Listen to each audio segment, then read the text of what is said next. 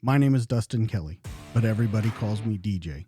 I'm prior Army, serving as both a Ford observer and a military police officer. I've spent the last 14 and a half years as a police officer and detective in a large metropolitan police department. Two things that I've learned throughout my career. One, everybody has a story to tell. And two, the best stories are true. This is the DTD Podcast.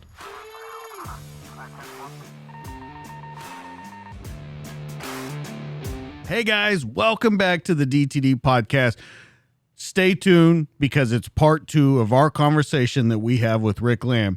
We're down, if you remember from the last one, we're in Panama now. Just cause hasn't happened, but a lot of things have transpired throughout his career to shape him into the soldier that he is in Panama. Rick, welcome back for the second part of this conversation. Let's get right into this. So you wanted Panama, you got Panama. You have a crazy time when you come down there and you meet guys with parrots on their shoulders and you're going for midnight ruck marches and beach parties for Christmas. You really figure out that this is your family more than, from what I'm understanding and everything that we've talked about in your career, more than you've ever felt in the military so far. This is really your team. You have some family stuff that happens and you decide that why be in the United States when I can be with these guys? So you're in Panama.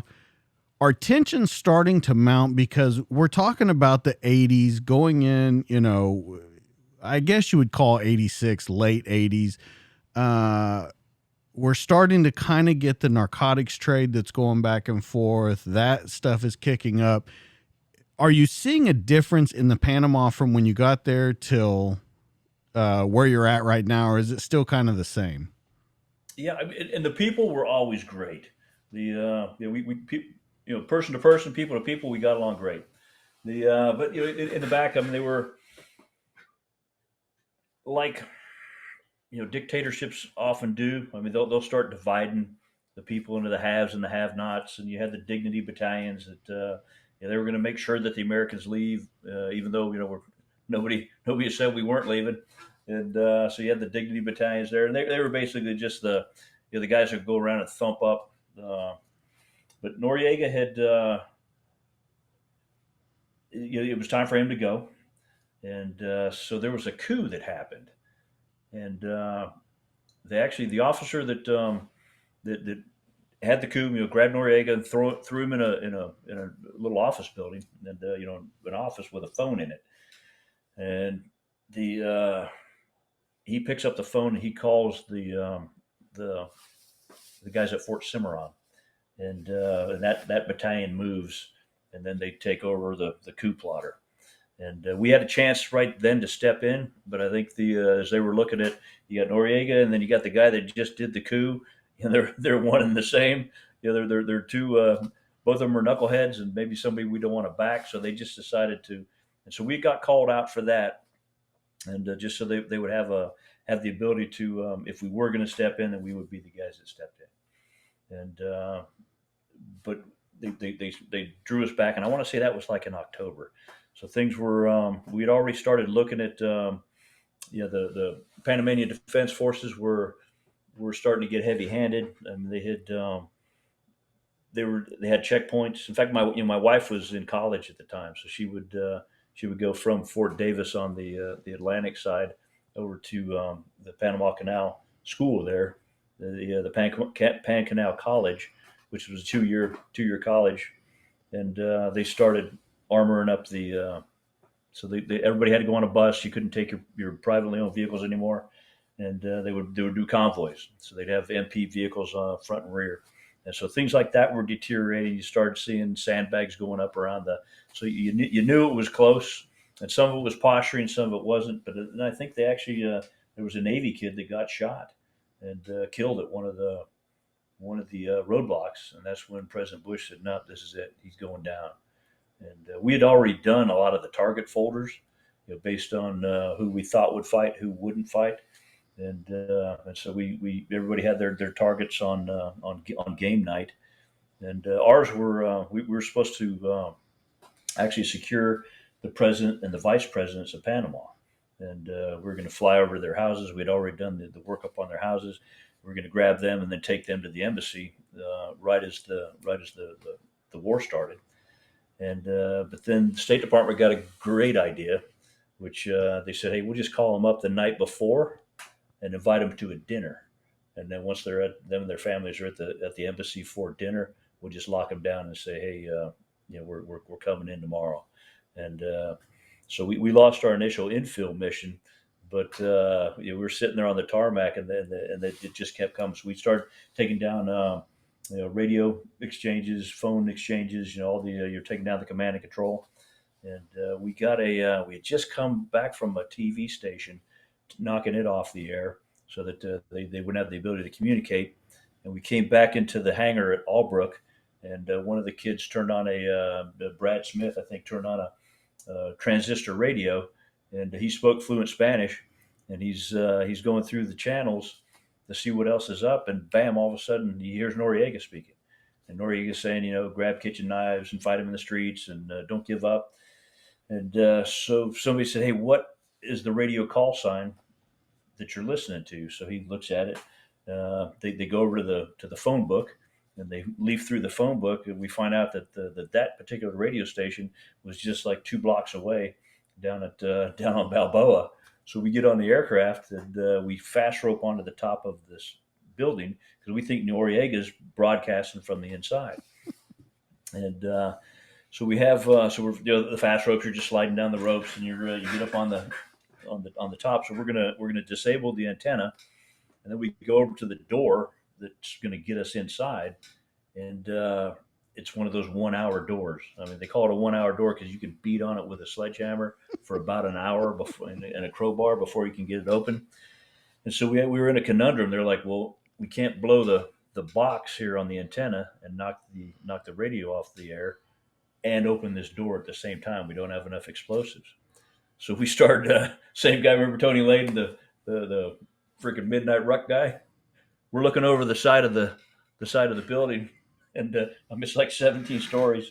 And so we said, okay, we think if we route this fast rope, because the helicopter can't fly away with the fast ropes, they have to cut them loose and they fall on the roof. If we route them through here and throw them over the top, we could probably make that first balcony. And and so it was me and Tony Lane. It was like, after you. So we got down, I think it was Tony, Brad, and myself. We get down on the balcony, and then we were inside, and then we'd run up and unlock the door and let the guys in. And so we took that, and Noriega wasn't there. It was a tape. So, but it was just missions like that. So as we're running down to the bottom, and we're going to go out and have the birds pick us up on the beach across the street.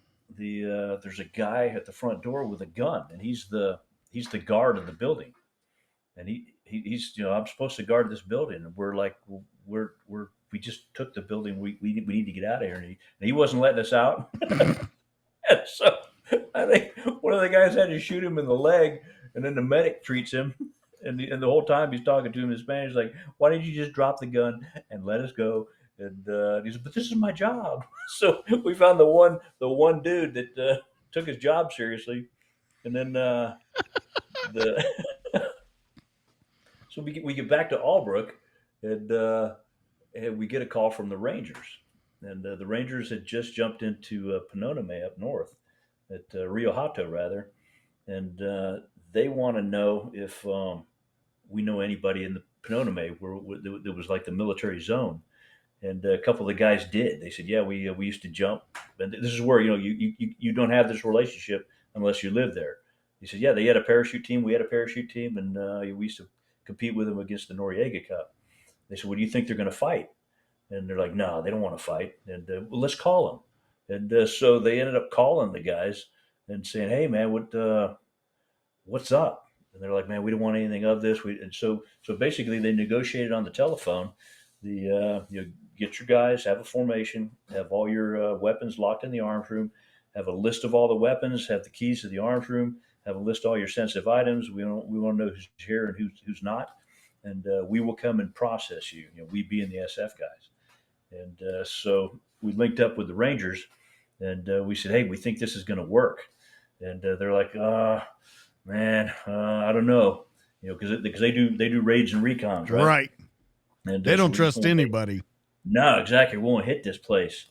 And so I was talking to the one guy, and I said, "Hey, um, I think we could still do this, but we've set up a perimeter. We'll collapse one half of the perimeter, and then we just have within that linear portion of the perimeter, we'll cut out little boxes in there. You have a dirty area, a wash area where we're gonna make search them, and then we'll have a clean area where we sit them down. So we'd have rangers at the top of that thing, looking, making sure that nobody goes. And I said we have 360-degree fields of fire, and so if we just get out there and we set this up, and then we'll go in there and we'll get them, and we'll pipe piper them out, and we'll get them processed through here. And the guy goes, "Man, I don't think we can control this."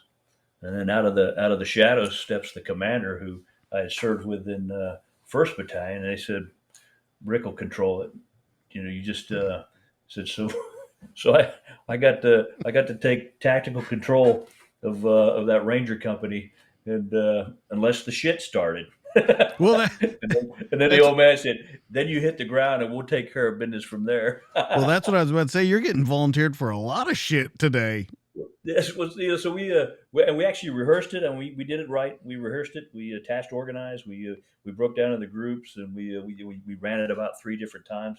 Which I was and we controlled it through chem lights, and the chemical lights, and so we had a different color, and so I had like four to six Claymore bags just full of chem lights, and so I looked like a big Christmas tree running around there, flopping lights out because I'd have to go run and set everything up, and then the Joes would just fall in on top of it, and I was exhausted by the time we got on the helicopter just to go set up.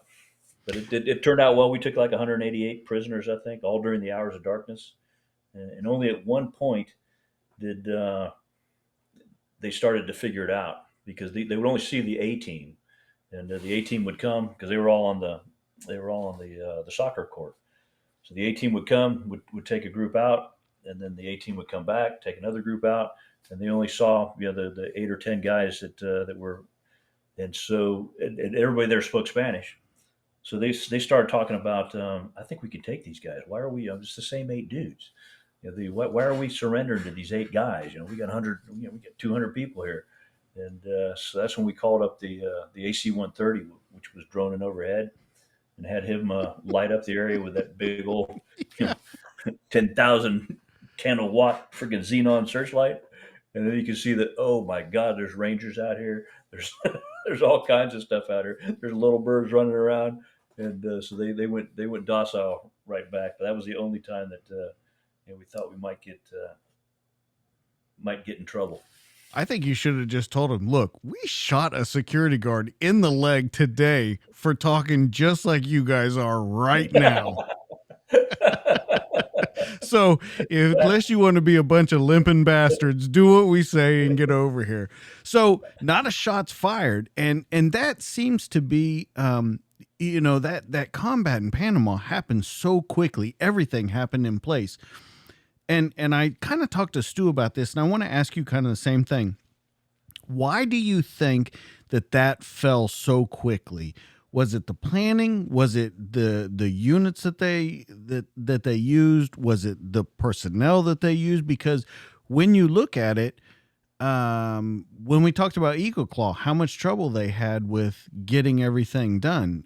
What made this one so different and made it fall so quickly? I think it was the because you look at Eagle Claw, and they knew there was a problem, and but they weren't willing to fix it. Well, then you roll into Grenada, right? And Grenada was a problem, and that's when they knew that they had to fix it, and then Congress forced them to fix it. So all along, I think they're fixing, and this is also, I mean, it's the Reagan years. So we when in the Rangers in the late '70s, we still had Vietnam gear, Mm-hmm. and we're still flying in Hueys. But as the buildup happened in the '80s, I mean, we get everything from new boots to new uniforms, new weapons, new pistols, new knives, new load carrying equipment, new main battle tank, new armored personnel carriers, new helicopters. I mean, so everything is getting rebuilt, and they're starting to fix a lot of those lessons. And so So I think the planning, for they called it Blue Spoon before it was Just Cause, and that probably started 18, if not 24 months out. And so all those target decks, all those places. I mean, so we knew exactly who had to hit it, and a lot of, I mean, at least in the third battalion, we lived there, so it wasn't. We knew the place as good as they did, and also I think there was a relationship there to where a lot of the guys in Panama did not want to fight. Eh, and that's what's interesting to me, because when you say live there, you kind of have to go back after all this is said and done. You have to kind of go back and live there. I mean, you were there till what, 92? 92, yeah. So we're talking 89. You're there, 3 more years. Uh, how is it different once this is all over? Because I don't think a lot of people talk about this with Just Cause and with Panama. I don't think a lot of people realize that we just went right back to living over there. Like it was our posts and our forward, I guess you would call it a forward base there. Yeah. It just went It actually back to turned into yeah, it turned into Kindle Liberty. I think that's what they called it, after Just Cause, and then it was working with the Panamanian Defense Forces, and to teach them how to be stand up guys. So we did a lot of training locally with the Panamanian Defense Force, and turned them into more of a police force than a military. Was that a difficult thing? Because in things that I've read, you have a lot of corruption It's going true. on. Yep. Do you still have that corruption after Just Cause? And is it hard? Because, I mean, that's you guys' job as the special forces team over there, is to train these guys up. Are you seeing that you have a lot of problems with the corruption or with bringing these guys kind of online? I think there was, but they just worked through it. We ran into some of the same issues in Haiti, and trying to take their constabulary and turn them into police. And it was we actually had to we went back to Fort Bragg and got with the Cumberland County Sheriff's Department and the local police department, and we got all their old equipment and their old uniforms. And then we went to one of the sew shops there in Bragg, and we got a new patch made for the police department. And so we just totally outfitted them into more professional looking uniforms that with a patch, and then gave them some esprit de corps. But it just changed the whole way that the whole dynamic to how the civilian the civilian populace would see them. And then we went on patrols with them. Of course, they set up a training academy. I think they had former law enforcement guys that came in and set up the actual no kidding training academy. But in the early days, when we were just looking to have security, the it changed it. New uniform, put a fresh coat of paint on it, and then just walked with them so they could see how we would do it, and it changed. Let me jump forward and we'll get back to your career, but I want to ask a question that's related to that. When you say you do the uniforms, you put a new coat of paint on it, you walk these guys through it, and you see a difference. Do you think that kind of success is ever going to happen for places like Afghanistan, for Iraq, where we've made progress in Iraq and things like that? But do you think it will ever be of that level where you say it completely changes and they start training in a different way? Do you think that will ever happen in places like that? I think it could, but yeah, I studied Islam for about 8 years as an intel guy, and I mean and I'm not hacking on them, but there's some toxic stuff in there, and so if you go towards the toxicity and that's what you believe, then but I would almost make the argument um, that we were probably seeing changes. I mean, we had 20 years in there. You had women that were police officers, that were judges, that they were going to school, and I mean, it doesn't happen overnight. MacArthur, I think, stood it in Seoul, and he said it's going to take these people 100 years to recover from this, and they did it in less than half that. I mean, after the Olympics, it was I think they had the Olympics in 88, I think. So after the Olympics, there was no turning back. And I mean, I went there the first time in Korea. It was exactly 30 years after the war had ended. So I was there in '84, and the war was, the truce had signed in '54. And you could see that I mean, there were still some impoverished places, but I went back again almost 30 years, to the day. I went back in 2015, and God, it was night and day. I mean, the kids were tall, you know, good looking. I mean, they towered over me. I was just their standard of living, the food that they eat, the so that's 60 years.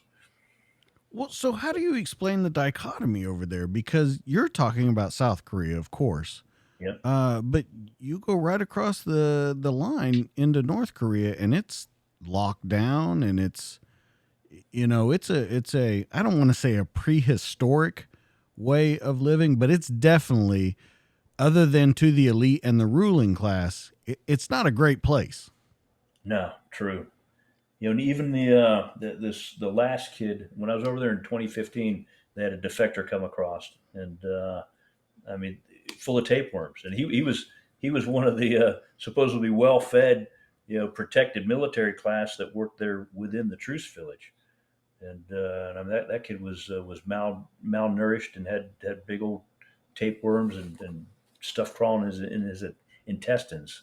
So Yeah, as far and it's amazing to me because you see where things can work, yeah, but in if given a chance, yeah, exactly. and in the flip of a coin, you can see the exact opposite happening. And you talk about Panama, and you talk about where that that way of thinking, that corruption and all that stuff has changed. And then you talk about places like Afghanistan that after 20 years, you have female judges, you have female police officers, a different way of thinking. And then when we leave and a vacuum creates and you lose all of that again, it almost seems that in some parts that what is it going to take to make those changes permanent? And I don't know that there really is an answer. Yeah, I don't either because some are cultural, and and I don't know how you get beyond that because when culture is ingrained in you since you're a young child. I mean, anything else is just I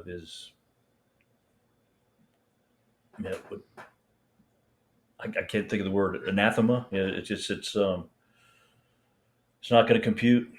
Yeah, and when you talk about children are raised that way, I mean, we're talking about generations and centuries of being True. taught that, especially when you're Yeah. talking about Afghanistan, Iraq, things like that. We're talking generation after generation has been taught that. I want to move forward kind of in your career and talk about Gothic Serpent. Now, a lot of people know this by Black Hawk Down. Now, you were with the Rangers over there, 3rd Ranger Battalion, and you were part of this. Now, you weren't just part of this, though, because as you read your story, you've had some crazy shit happen to you that is beyond comprehension to me about some of the things. And as we go through this, I want to talk about your injuries that you receive, how long it takes to actually realize that they're injuries, and I want to talk about what we've learned from that, from Gothic Serpent. We have recently just passed over the anniversary date of it. Yeah. And so I want to talk about what you guys were doing on the ground, what your mission was. And we've talked to other people. Brad Thomas was on the show, who was with the Rangers at that time, who later went to Delta Force. But I want to hear your thinking. What rank are you now as you're over there? Yeah, I think I had just made or I was a sergeant first class, Okay. and so if you go back to Panama, I'm about ready to leave. I'm on orders actually to go to I think Second Battalion, Seventh Group up at Fort Bragg, Okay. and I tried to put in reassignments to go back to the Rangers, but during my time in Special Forces, the branches split, so I'm no longer an infantryman, which are the Rangers. I'm now a Special Forces guy, which is an 18 series. So it's a separate, it's an apple and an orange. and I can't get back into the Rangers. And so I'm actually on my leave to PCS, change stations, go to Fort Bragg. And I'm over. In fact, my wife and I are over the Pacific side. We're in a hotel waiting on our flight to leave, and we spent the weekend over there. And so I get a phone call, and it's the team, right? And they say, "Hey, Rick, we're doing Fulton extraction out on the runway on Fort Sherman." And the Fulton extraction, if you ever seen the movie The Green Beret, where the C-130 flies and there's a balloon, and they catch the balloon and they bring the guy up, winch him into the back of the plane, and so there's a man in a suit tethered to a balloon, and the plane, the fixed wing aircraft, snatches him and they drag him in. So they're doing that training out on Sherman. So I go out to play around, right? I was about to say, I think they're just trying to get you back. So the Rangers had jumped into a Gatun drop zone, and they did the 10-mile road march up to the cantonment area on Sherman. And guess who the company commander is? The company commander was Keneally, Captain Keneally, or the battalion commander rather, was Captain Keneally, who was the company commander after Grange. So Grange is now the Ranger regimental commander, and the 3rd Ranger battalion commander is Keneally.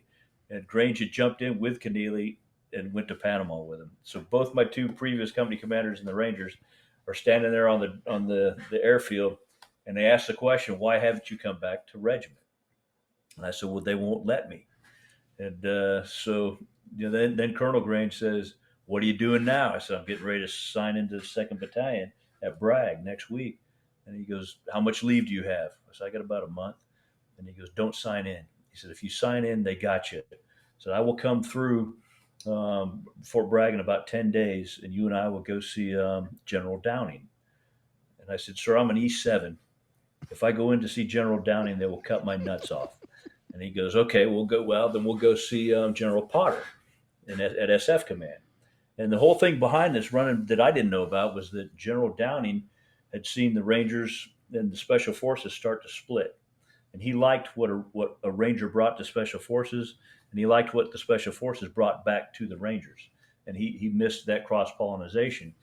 So he wanted to do this thing called Crosswalk, to where you would take a kid that started out in the Rangers and send him to Special Forces, and then he would go back to the Rangers. And they had it all worked out to where you'd be an E5 or a sergeant and be a fire team leader, and you go do your junior weapons time. You'd come back as a squad leader in the Rangers, make staff sergeant, then you go back and be a junior weapons, and then senior weapons, and then platoon sergeant. And you could just keep going back and forth. And so I got the opportunity to do that, and that's how I ended up in 3rd Ranger Battalion. So as I walk into 3rd Ranger Battalion, I'm supposed to be going there as a platoon sergeant, and I walk in to get interviewed by the battalion sergeant major, and he was an old 7th group guy, and so he goes, "Rick, welcome to 3rd Battalion. It's great that we're starting this crosswalk thing." And he says, "I got some bad news. I'm going to keep you up here in the headquarters. I want you to be my battalion ops." And I said, "But come on, Sergeant Major, I'm supposed to go down and take a platoon." And he goes, "Did you see that master sergeant that walking down the hall with his head hanging down as you were walking in?" I said, "Roger that." And he goes, "I just fired him." He said, "You've been to O&I school. I know you've been to O&I school." He said, "So I need you to run the battalion op shop." And he said, "But the good thing is that you can pick the company that you go to after you do about a year up here. Let me get another guy out of O&I, and we'll so this all work out." So and it did, because I actually deployed to Somalia as the battalion ops guy, and because my wife was 9 months pregnant. And this is where, I mean, for your listeners out there, the Army wives, I mean, hats off to them. Yeah, so she's 9 months pregnant, and she goes into labor. So we've gone to do a 10-day train up at Fort Bragg, and then they hadn't signed the deployment orders yet to go over to Somalia and get ID'd. And so I come home that night, and she said, "The baby's coming tonight." And I'm like, "Well, how do you know?" She goes, "Well, I know these things. That I'm a woman. I've had a kid before. It's coming." So we sit up and wait on the baby. I think we go in about 02. The baby comes out at 06, and I call the staff duty to say, hey, I'm gonna be late for PT formation because my wife just gave birth at the hospital. And they said, whoa, the company's gone. They said at 2 o'clock in the morning they signed the deployment order. Everybody got on buses. They're back down at the airfield. They've already departed back to Bragg. And so I went in and I said, what do you need me to do? They said, well, go to the staff duty desk. There's a list of about 10 guys that need to get pulled out of school. So they need their bags packed, their weapons, and get two vans out of the motor pool. And then you drive up to Fort Bragg and meet us. And so I had to go back to my wife, and tell her, hey, baby, I got to go. And the look on her face at that time, tears, and I don't know how she stuck with me for so long. But about that time, the wives come in, the battalion wives, and they knew everything that was going on. And so, like baby's first picture, the ride home because I had to take the car, and they got her squared away, got the flowers, the balloons, the pictures, and so I ended up going as the battalion ops to Somalia. And again, the mission was, and again, we're right at one of those things like with the Iranian hostage rescue mission. You're trying to put together kind of the multi team, and so this is another conundrum that Somalia had ceased being a state in like 1990 and broken into civil war. So by the time we roll in there in 93, we hadn't had an embassy in there years. So if you don't have an embassy, you don't have the CIA. If you don't have the CIA, you don't have the human and physical infrastructure. You don't have the intel that you need to know where this guy's at. So again, it was we had to bring in the assets to spot, assess, and recruit the human informants that we needed to be able to track this guy. We didn't have a lot of we didn't have the drones that we have today. So we were bringing in aircraft from, I think, Kenya that would have a flight time over the top, and they're running their cameras, and we've got some sources out there, but it's just all hit and miss. I mean, we're right behind it, and but we had developed some newer tactics to where you could either infill by air and stop convoys from the air. You could infill by ground and secure a building, and then either infill by air by ground, exfil by air by ground. So we had a good mix of if it was in a convoy or if he was in a building, then we could go take it. We did about 7 missions, I think, using that template that was pretty successful. But the problem is if you do that 7 times, they're going to start figuring it out. Yeah. They're going to know that you infill by air, you reinforce by ground, you exfil by ground or by air, and so we could see it as it was happening that they were super elevating the RPGs, and because those RPGs will go to max distance. I think I can't remember what the maximum distance is, and it'll explode. That way you don't have to run over it. If you miss the tank and it keeps on going, then it'll self destruct. And so they were super elevating those things and trying to shoot at the helicopters. And they'd actually shot one down from the 101st about a week or 10 days earlier. And so, that should have helped us change up, fly a little bit higher. But again, with the mission sets that we were doing and the tactics and techniques that we were doing, we didn't have the luxury of doing that. They started blocking the roads, burning tires, working their command and control. And so, by the time we got onto the Olympic Hotel, that was when they once they shot that helicopter down, and then they tied us to terrain because our speed and our ability to maneuver was kind of our security. And but once they tied us to a spot on the ground, that's when just like the Vietnamese and in Vietnam. They said that if you get underneath the Americans' technology and grab them by the belt, that's when you kill them. And so that was kind of their plan as well. So let's talk about mind state for this for a minute. This is a little bit different in the way we're going in. We already talked about Panama, how quick and how decisive it was. We're going in here. We're trying to pull this guy out, but the plan goes haywire. You said we do it 7 times. They start learning. They're moving. Now we're in a place where you don't know who's a good guy and who's a bad guy because it changes at the drop of a hat. Good guy, bad guy, depending on the way True. By depending on the neighborhood. way, yeah, by the neighborhood, by just what's going on. So how do we approach this in your mind? How do we approach this different than we approach other things? Because of course we have to approach it differently because it's a completely different kind of fight.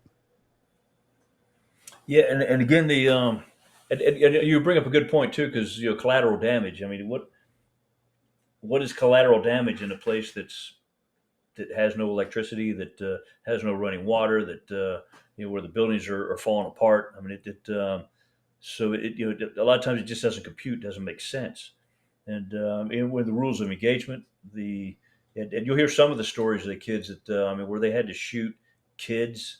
They had to shoot. Women. I mean, they had to because behind them was the bad guys that were trying to kill them, and so and it and initially, and it deteriorates over time. I mean, I can't remember how long that firefight went, but it went a good 12, 16, 18 hours. From the time they went out, I think they went about 2 in the afternoon, and they didn't get in till probably 06.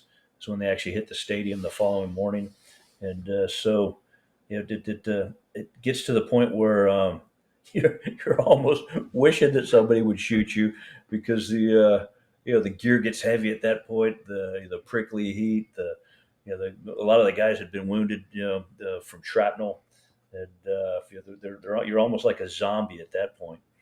But they did pretty well. I mean, as far as I didn't see, they stayed focused, and working with the internationals too was just was challenging because we hadn't done it prior to.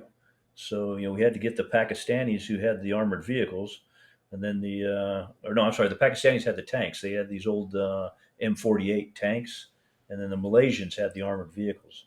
So it because the first time we went out on the actual mission, they had part of the convoy that got separated because they were bringing back one of the guys that was wounded. And so then we had to go out and get that and grab that and bring it back in. And the whole time, I mean, they know that we're going to come out of those gates. So that first rush out of the gates was a hornet's nest. And so we were able to get the vehicles and bring them back.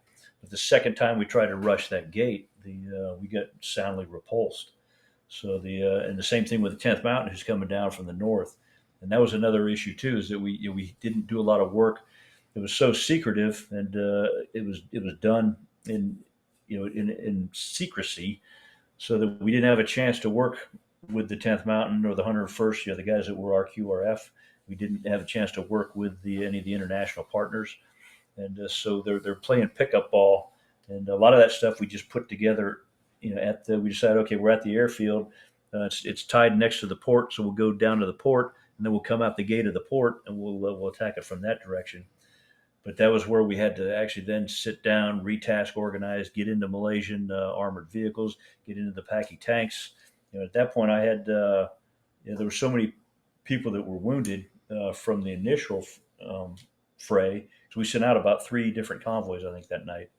And so by the time the third convoy went out, we'd actually taken every able-bodied ranger off of the wall, and so all the cooks, the clerks, the ammo NCO, the commo guys, and we'd taken if you're assigned to the Ranger Regiment, you're a Ranger, so get your gun, get your gear, and get in that truck. And so I got, but we've been repulsed a couple of times to the point where the trucks were so shot up. My poor driver Easterbrooks, he had the cab had gotten stitched, and he's if you have your hands at 10 and 2, at 12 o'clock on the wheel, and the wheel is just snapped, and so that thing had gone right straight through between his hands and missed his head, kept on going out, and he's we had to come back and say, hey, all right, Easty, we got to go back out again because that truck was so shot up that we couldn't get it back on the road, so we had to swap out. And we're thinking we're going to get one of the Malaysian armored vehicles, but they gave us a Hummer, and so we got a cargo Hummer, and then he finally did get wounded. He got shot in the hand, and so he was driving, and we had to we had to pull him out of the seat, throw him up on the hood, and then I was the passenger. So I crawl over the transmission hump because you can keep those things going with a throttle. And so I was driving, and the docs were working on him. And I remember pushing my helmet back and kind of doing this, going whoo. And then we got nailed again, and an RPG had skidded off the hood and smashed into the wall. And so everything slows down. So I'm following it, and I just remember my head snapping back and the blood squirting onto the running lights, the dashboard. And I remember swearing under my breath, going, "Damn it, I just got killed." And then everything goes to like this pristine, point of light, and everything goes away. As far as I'm not tired anymore. I'm not hungry. The prickly heat's gone, and there's no smells. I mean, everything smelled like foot, ass, and blood, right? And so I'm on my way to dying, and all of a sudden I start thinking about my wife, because I just had that kid. I'd held my son for maybe 45 minutes, and I'm like, because when you're standing in judgment, the everything that you've done that's bad, all the remorse and the regret is it just goes through in just moments and flashes, and then I start thinking, oh man, what about my kid? And all of a sudden, boom, everything powers back up. I'm back in the fight. I remember pushing the helmet back down to stop the bleeding. Calling in the sit rep. We had another wounded, and because the kids are hitting me on the back of the helmet, going, "Do not stop here," because the car's just getting the Hummer's getting hammered. And so we stayed. We got out. I think that happened probably about 2 a.m. By 06, we had made it all the way to the almost to the stadium. Our that truck was gone, so we had to actually thermite it, and then I didn't do the Mogadishu mile. I did probably the Mogadishu half mile. So because probably the 10th Mountain guys, saw us running, and we were all bandaged up at that point. They threw us on their trucks, and so we didn't have to run all the way to the stadium. So we got a ride, but we got to the stadium, and that's where it was just crazy because they had all the kids laid out, and there was probably 75 wounded. I think we had 19 killed, and so I got out on one of the first choppers because I was a head wound, and so I get to the MASH fairly early, and you turn all your gear in, and they toe tag it, and so I'm sitting there getting ready for an orderly to take a look at me, and they're running around because now they got the kids coming in with the splayed open, and they're doing CPR on another kid that they're bringing in on a stretcher, and they're all apologetic. I mean, they're covered in blood. They're like, "Hey, we'll get to you, Sarge, but we got to take care of this guy." And I'm like, "Hey, I'm good. I'm good. Do your thing." And because I don't earlier in the night I was in a little pain, but by this time in the morning, it's like after coming in off of a hard drunk, you get that second wind. So I'm feeling good. I'm feeling fine. And so I grabbed some betadine scrub from one of the orderlies, and I'd go back and I'd clean up, and then I'm looking at my head, and I go like, there was just one little entrance wound, and it had actually even started to close up. So I'm like, damn, I probably got hit by a chunk of concrete coming off the wall. I'm good. So I went back and got my gear, and got on the helicopter, went back to the hangar, and went to sleep because I had like 2 a.m. to 10 a.m. talk watch, right? That's always good after a head wound to go back to sleep. Yeah. So yeah, well, that's how smart I was. Yeah. And so I get up from my 2 a.m. shift, and as I'm coming off at 10 a.m., the bags started coming in. So and that's when we realized how bad it was because all the weapons come in, all the kit, and so we'd have to physically lay it out in the hangar, and we'd have to disassemble and reassemble all the guns because some of them were missing hand guards. There was holes in them. There's the gas tubes were split, were around, had just come through, and so we had to take apart parts and pieces and put good guns back together, and then the other stuff, goes in for turn in. Same thing with the uniforms. I mean, we had to go through all the pockets because for last effects, and bag that stuff, and then burn these fatigues, burn these parts of kit, and so we had to reconstitute whatever we could, and then pack up all the kids' bags, and so and that's when it hit us, is that there was like 75 cots there that had bags sitting on it, and it's like, holy shit, and we took a mauling, but and about 2 days later, I think somebody had gotten a care package. They got these Bart Simpson bandages, and so I had a little Band-Aid on my head, a Bart Simpson Band-Aid, and the doc came over and he goes, "Are you Lamb?" I said, "Yes, sir." And he goes, "You're AWOL now. You're supposed to be at the hospital." And so, well, I feel fine. He goes, "Yeah, it does." And he goes, "Follow my finger." And so I started following his finger, and he goes, "That's an entrance wound." He said, "You got to go get a CAT scan." And so I get on the helicopter, and they take me back to the MASH, and so the docs are coming out. They're both younger kids, and they're going, "We're looking at a dead man." So there's no reason that you should be alive right now. And they said, we're looking at that dead man. I said, "Man, doc, don't am I going to die?" And so I just had a kid, and then one doc, he looks at me and he goes, "Yeah, I'm afraid so." And I'm like, "What? You gotta shit me. How much time do I have?" And the guy goes, he started laughing. He goes, he says, "We're all going to die." Glad he can have a sense of humor. Yeah, exactly. So they said, "Okay, you got to go, report over here." And so I stood up, and then I kind of duck walked and fell down. I started flopping like this, and they're calling for the crash cart, and the doc's coming over and he's fixing to do the CPR, and then I opened my eyes. I looked at him and I said, "Fuck you."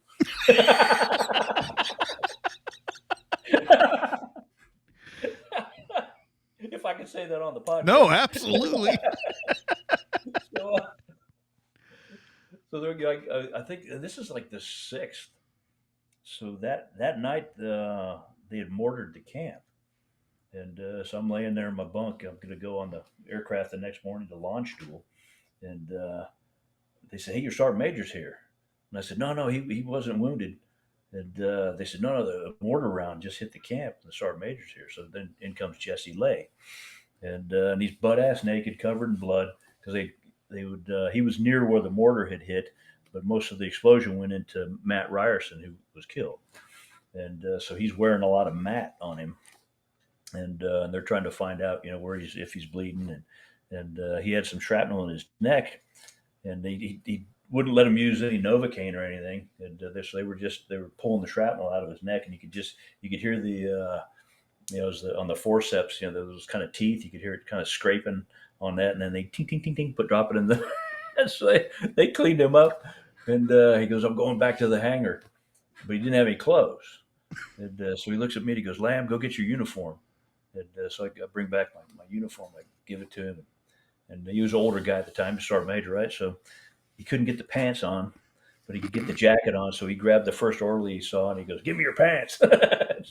so he gets back to the hangar wearing uniform pieces, but crazy guy. And then I run into him again in Haiti. So, in talking to other people that were over there, they said something that you've said throughout this in all the engagements that you were in.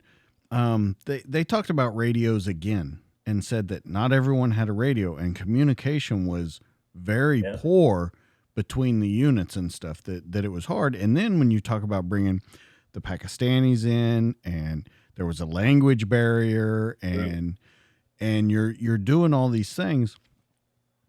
When do you think we will realize, and once again, maybe there may not be an answer, that there are these moving pieces that seem to come back and haunt us in every single engagement? Every time. Relearn it every time, need it or not. Yeah. What is... I don't know. I would have to say never. Okay. You fast forward all the way to, I think it's 2015, right? So when I was at SOCOM as a civilian, we helped stand up an international directorate, and so communications is big. So there was a whole bunch of stuff that we had to go through to actually, because when McCraven rolled in, he says, "I want him in the building. I don't want him in a tent out in the parking lot. I want him in the building." Well, all the buildings are SCIF. They're built for top secret.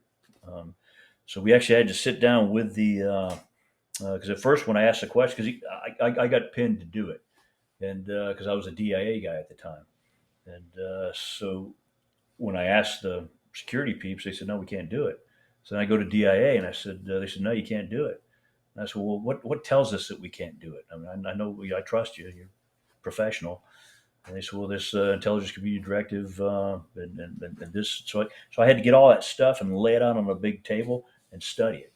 And what it turned out to be was, you can't do it unless you have locks, doors, walls, vestibules, card key readers. I mean, if you put in the right things in place, and so it's just a matter of laying out the plan, the floor plan, with different colored highlighters, and going, if we make this a solid wall, if we move these cable trays here, if we put a camera here, if we put a card key reader here, we put a 1 hour door here, then if we do all this stuff within the SCIF, then and we can. And they say, "Oh yeah, if you do that, you can do it." So we ended up doing that. They ended up bringing in systems so that SOCOM has its own SIPR net, right, secret net, and from the SOCOM secret net, you can hit anybody on BICES, which is the kind of the NATO secret. You can hit our Five Eyes partners, the Australia, Canada, Great Britain, New Zealand. You can hit them, and so there's different firewalls and stuff in place. But from a desktop at SOCOM, you can now talk to all those cats. And but I'm continually surprised at the people that don't know that or don't take the time to do it. When I was over in Korea, and of course, in their defense, they didn't get they were one of the last ones to get hooked into the system all the way out there in Korea. And so as I was going through and giving them the class, I said, "Watch this." We talked to the dude in New Zealand. Bam. And so all the people that are part of that Korean op plan, that are part of the United Nations sending states, generally you could only talk to them if when they're on Peninsula and they're on that the ROCUS, the ROC US system. But now from that system, so we're making small strides, but it seems like we're always in this pickup game, and that's one of the things with the foundation that we try to do too, is keep that network warm and keep those lines of communication open. Yeah, I definitely want to talk about it at the end of what we're doing, because I think it's important to talk about it at the end, because how you have made it possible, just like I said to Stu, to step into a ton of countries and be ready to go on the ground is absolutely amazing with the organization. I wanted to ask you one more thing about Gothic Serpent. With the recent upgrades of the awards that were given out and the medals that were given out, what are your thoughts on that? No, I think it's there's always, I won't say politics, but it, there's always a degree of that. I mean, you second guess. You see guys do valorous acts that, but then you say, well, we don't want to give out too many, or they'll say, hey, we can only give out X number of these or X number of those. I mean, so going into it, they've hey, we did get 2 medals of honor. So I think it was a long time coming. I think when you sit back, and because you don't hear all the stories, because some of the stories that you'll hear from a guy because he survived and he's in the airplane hangar, and but might not hear the story from the kid that got medevac to Landstuhl, and then further down to Biloxi, or all the way to Walter Reed. I mean, those stories don't come out till later, and if a lot of those things had already been submitted, then and they take a good hard look at it. So I think, and I saw a lot of them too, and it was yeah, why didn't we see this in the beginning? And then the reason is because there was probably they didn't want to go overkill, because there has been times where like in Grenada, for example, that you guys would run down there, run off the tailgate, run back on, and come back and got their combat award. And so a lot of times, soft does not want to be those guys. They don't want to be seen as that. and so they'll actually be a little stingy on the awards. But I'm glad the guys got recognized. I I think that a lot of people talking about this specifically either know about the movie or the book. They've never really, and by no fault of their own, have never really talked to someone that was on the ground and don't understand how this was a devastating conflict. I mean, like you said, I mean, there was so much going on in such a small amount of time. Just looking at just you being there and everything that happened to you. And I was the ops guy. Yeah, yeah, and yeah, and the doctor told you were going to die. So, but when we talk about that, it brings up another question about, once again, the media and movies and things like that. Do you think they hurt or they help tell these stories? I think it's I think it's a little of both. I mean, sometimes because they have to have a canon, right? And they have to have a script, and they have to have the ability to capture. Like when Bowden wrote his book, he would send out a chapter, and he'd surf it out, and then guys would be able to say, yeah, it didn't happen exactly like this. It happened a little, it wasn't this guy, it was the other guy that did that. And so as they're getting ready to make the movie, they told a bunch of guys, me being one of them, they say, hey, you're not going to be in the movie, but some of the things you said and did will be in the movie. But we're going to have, in order for them to catch the storyline, they be in the audience to catch the storyline. Says it's all a bunch of white guys with no hair, so they all look the same, and it's hard for them to follow who's doing what. So we'll have like about 4 to 6 main characters, and then they'll have some composite characters that will do different things. And so the one guy that played the one of the main stars, he was like a composite character. So a lot of this stuff. Oh, okay. So you're talking about the guy that played. Man, I cannot think. I can see the guy's face, and I know what you're talking about. That played the staff sergeant. Evers.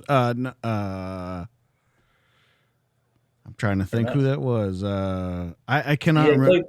He played in Troy, I think. He played in that the Israeli movie there for the Olympics.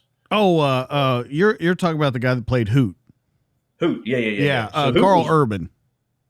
Yeah, so he there was a lot of stuff that he did that was composite. That when this is my safety, that was this guy that said that. Hey, clean the trucks out. It was that guy that said that. It was so some of the different things that he did was was composite, and then they had to condense everything. So it depends on the movie. I think they a lot of movies will do justice if they just concentrate on the hardship, the valorous nature of the way those kids fought. I like it when they have them clown around as well, because that's exactly what it's like, living 400 guys in a hangar. And yeah, I there seems to be, I think, like you said, it can go either way. You have people that have, I guess the word would be, an agenda with these. True. And then you have some that are just trying to tell a story.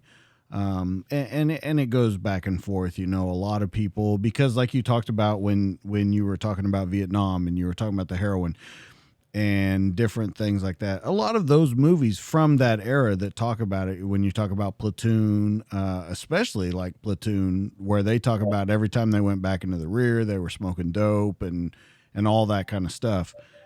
So yeah, I can agree with you on that, but it's always great to get a perspective of whether, because some people shy away from them completely. They don't want anything to do with them. They haven't read the book. They haven't watched the movie. They don't want anything to do with it. Guys from the military that maybe were a part of it, or new people that were part of it, that just don't want anything to do with it. Yeah. And so, but it's definitely, once again, like I said about your career, as we move through it, you have a kid and you're loading up and headed there. Like, You go back, you're the operations sergeant, and then this. And it's that whole thing again where, you know, is it the assignment you're taking? Is it just a little bit of both again? Just, you know, where you're thrust into that position. Yeah, you know, because when I as I was getting ready to leave Third Ranger Battalion, they were cranking up for Haiti, and and I remember going to I think we went to Avon Park down here in Florida, and we had so the one thing that, you know, people may or may not know about the U.S. is, especially, you know, the soft guys, is that there's a battle plan for almost everything, and a lot of times it starts early. Like Blue Spoon for Panama started 2 years out, and it turned into Just Cause. So same thing with Haiti. You know, the Haiti was kind of a slow boil. They knew they were going to have to do it, and actually, you know, Haiti starts back in Suriname, and you know, years ago, where the I think it was a sergeant in the Surinamese army takes over in a coup, and Suriname's this old kind of Dutch colony. It's down there in Paramaribo, I think, is but you know, there's still a lot of trade back and forth between, you know, the between the Dutch and South America. And so we had gone in there, and we built airfields because they had aluminum. And there was, during World War II, we had air that flew an air cap over the Alcoa aluminum, and so those airfields are still there. So this dude starts running drugs. So he's got. So we go down there to take a look at it and say, okay, if he doesn't leave, we're going to ask him to leave. If he doesn't leave, then we're going to go make him leave. And so we're looking at the HLZs, the helicopter landing zones, how we can get in. You know, and finally the drugs are going towards Europe, so we don't care, right? We just tell the Europeans it's now their problem. And but then they found out that, okay, the drugs are going into Europe, and then they're coming back to New York. Now we care again. But so those plans are all over. And so as you look at Haiti, yeah, they're just waiting for Haiti to if it goes into coup and it starts going bad, then what are we going to do about it? And so we had done, and they do it. They come up with a plan and then they rehearse it. So I remember the last time, well, I went to Avon Park, and it's late at night, and it's just starting to get dark, and now Avon Park is coming alive. And you see the crew chiefs out there, and they're getting the engines started, and you see the combat controllers and their bikes. They come rolling up, and you see the PJs, the parajumpers, you know, for the medics. They come rolling up with their aid wagons. You see the Rangers come marching up, and you know, they got their parachutes because they're going to be the jump clearing team, and they're assembling the can of whoop ass. And I'm just sitting there off to the side, just watching it all. And you know, so from the first time we did it in Desert One to now, as we're getting ready to go into Haiti, and just looking at them assembling that whoop ass, and I'm thinking, my God, there's no other nation on planet Earth that can assemble this type of force, you know, with this lethality, with this reach, and these capabilities, and this, you know, that formation right there is anywhere in the world that for as long as we care to hold it. And it was kind of neat. It was like wow, man, we have come a long, long way. And but Haiti was so I was supposed to go.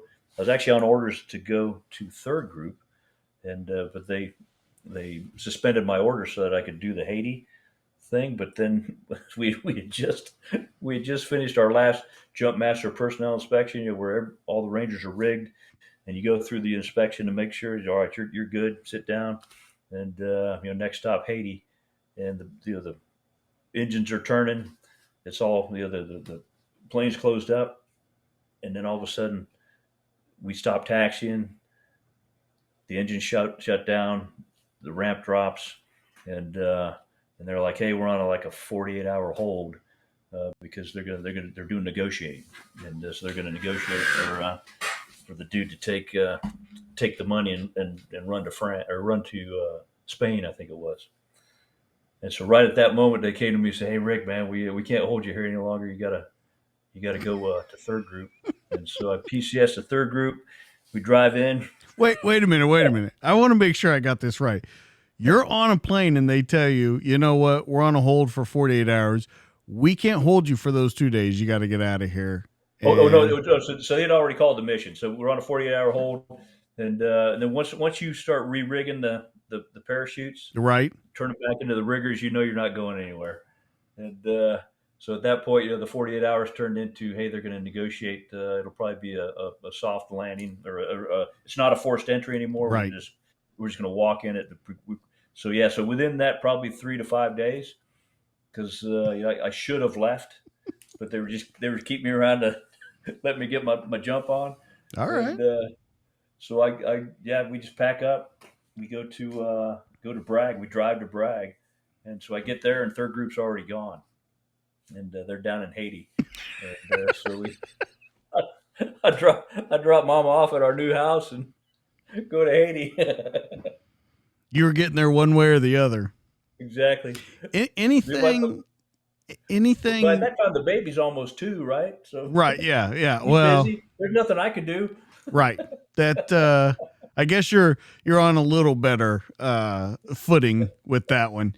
So anything different about this one, or are you mainly looking at it as a peacekeeping mission? And I mean peacekeeping in the most basic peacekeeping way. Yes, it was odd because the missions that it was a forced entry operation where you're going to go in and you're taking down these.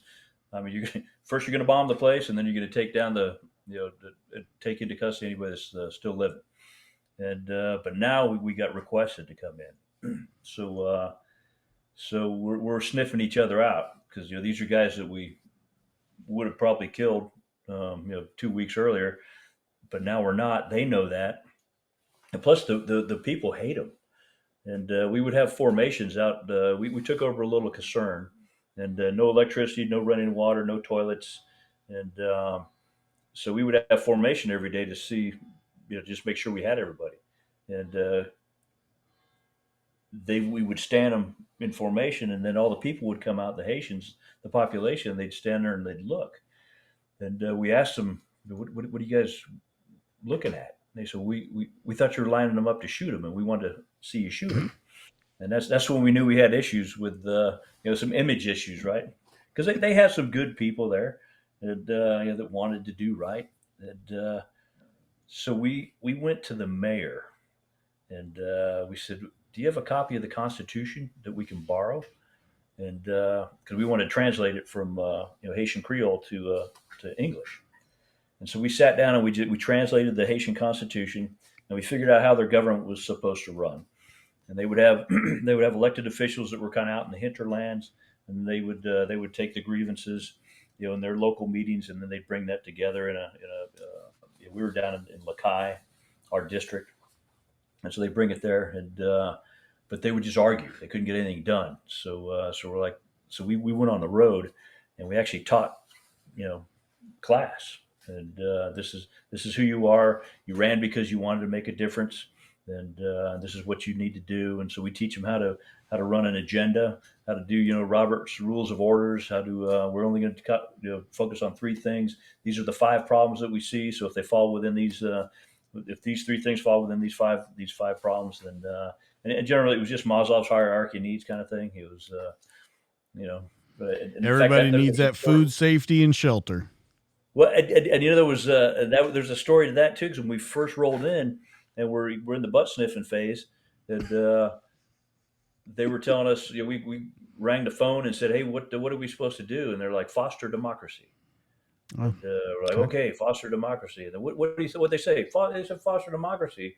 We're like, "What the heck? Call them back. Tell them what does that mean?"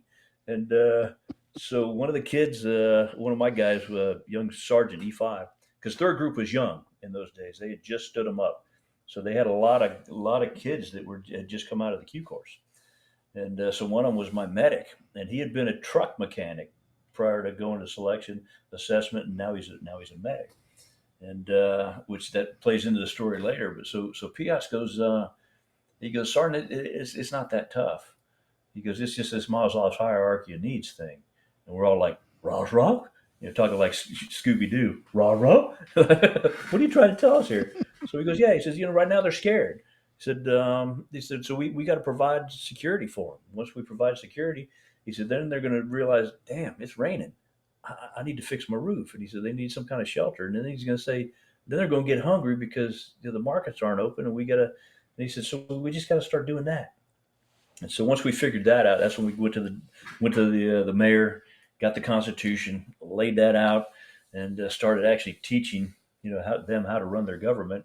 And it was just and they'd watch us do it, and then we'd watch them do it, and we got the park open, had a little grand opening there, by just people doing civic stuff, cleaning up, and we got the so where we finally broke the code was we went up because we had no power, and we said, okay, how do they get power here? There was a station with 3 generators, and then there was a turbine on one of the dams, and so there wasn't much we could do for the turbine. But Piot, being a former mechanic, he says I can get one of these things going.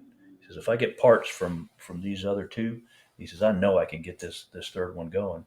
And he said then we just order parts. We got to figure out if the op fund, if we can buy them, or how that gets there. But he said, but we can't give them power 24 hours a day, but we can give them maybe 10 hours. And so we had a meeting. So one of our meetings, we said, we think we can get you about 10 hours, and we can get you 6 and 4. We can give you 5 and 5, and we can give you 3, 3 and 4. But we can't give it because this thing's going to have to rest. And so you tell us when you want your electricity. And this is where they broke the code, is that they wanted early in the morning where they get their kids up and give them a breakfast. And they wanted it at night when they could do laundry and the kids could study. And so we're like, oh, it's the kids. I mean, duh, right? And so we started providing electricity, for the kids. So we decided we better look at the schools. And all the schools were trash, so we started rebuilding the schools. And then you get some of the relief organizations to get the new books and build desks and stuff. And once we started taking care of the kids, then we could do. Man, we had people, informants for days. People telling us about if this is going to happen or that's going to happen, or hey, watch these guys. I mean, once we actually, they knew that we cared about their kids. And and the mayor, I mean, she loved us. So we had one of the teams got in trouble, and I can't remember what it was they did, and but it got the ire of the USASOC commander, the 3-star general, General Scott, and he was a Ranger guy, right? So he wasn't real. He didn't not like SF, but he didn't see the utility in him, and so he was coming down, and so they called me and they said, "Lab, you got him. Speak Ranger to him. Get him in, get him out. Show him what you guys are doing, and just make him happy." But Jesse Lay, I don't know if you remember him, the sergeant major from 3rd Ranger Battalion. He's now got 10th Mountain Division, so he's sitting in Port-au-Prince. And I got in to see him and said, "Hey, you guys are supposed to be our quick reaction force, but we've never seen you. You've never seen us. So how about give me like a platoon of guys? You can fly them down, and we'll walk them through all the different helicopter landing zones. We'll show them all the routes in and out. We'll show them we'd moved into another building that we could defend, and said you can bring them to our building. You know where our break in the wire is. For our escape routes, and you can help us do the security patrols." So we've got a range down there, and we got plenty of ammo. So we'll have one squad doing security patrols, one squad doing the range. We'll give one squad a day off at the beach because there was a beach house. It didn't have a roof or anything, but you could It's a beach put house. a GP medium. It was a beach house, right? So we he said, okay, yeah. So we got a platoon. So it just happened when Scott came down that we had the recon platoon because they had their own Humvee and they had motorcycles, and so we were able to pick up Scott at the airfield. We had kids on motorcycles, that are doing the hitting the intersections and running the. We had another CAT team, the crisis action team that would shield him in case he needed assistance. And so we had a nice operations shed in our place. So we told him everything that we were doing, and then we took him to go see the mayor. And so everything's going swimmingly. We're just very professional, and we're treating him like the VIP that he was. And so he's up talking to the mayor, and I'm down pulling security in the street. And we'd made a conscious decision to not put concertina wire out. So we didn't want any of the people to get caught in it. So, but that formed a crowd, and so now the crowd has got us pinned up against the buildings, and the vehicles can't move. There's like 300 people in the street because they're wondering, what's up with the convoy. And so my sergeant major's up in the second deck, and he's giving me you better get these people out of here. And so I'm like, what do you want me to do? Shoot them? And he's like, no. And he said, get them out of here, move them.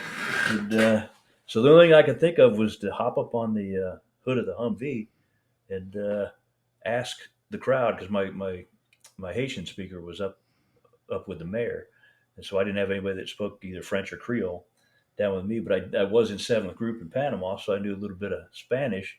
So in Spanish, I asked somebody in the crowd who speaks Spanish. Dom Rep is right next door, so chances are high, right? And so one kid raised his hand, and I said, okay, ask them if they've ever seen a white man dance. And the crowd just starts going crazy. And then now they're singing. And so I'm up on the Humvee, and I'm in full kit, and I'm dancing. And my rifle and stuff, and I'm doing pulling on my power moves, and they're just laughing. I mean, they're going crazy. And so now the sergeant major's really mad. And so he's telling me, get him out of here. So I said, stop. I said, I can't do any power moves here. It's just, you just get the same old stuff. I said, but I can do some power moves over in the park that we had just finished rebuilding. They had a big old, like one of those amphitheater things made out of concrete. And so we just Pied Pipered them over to the park. And then we had a dance revolution.